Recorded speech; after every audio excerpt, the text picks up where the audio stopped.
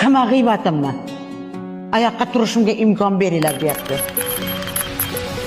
Onamga aytmay, men o'zim borib aytaman deyapti. Yoshlarda ko'p noto'g'ri yo'lda.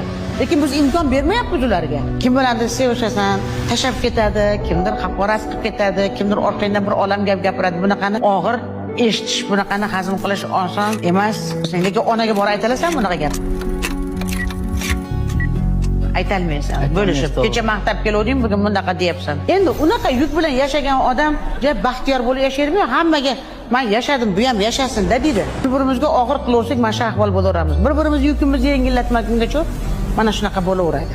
Voy ko'rdingizmi qizingizni, voy balonchi bilan ko'rdim, falon yerda bilasizmi, yo'qmi? Men aytganim aytmay qo'yib o'tib ko'shading. O'g'lingiz falonda qiyinmishadi. Nima qilasan yarasiga tushib? Oqmagan suvni balig'i sassiq bo'ladi. Yuribman-da. Oqmagan suvda baliqdek suzib, sasib bir joyda. Ishim yurmayapti, ona aytolmayapman. Men senga yordam bera olmayapman, ona.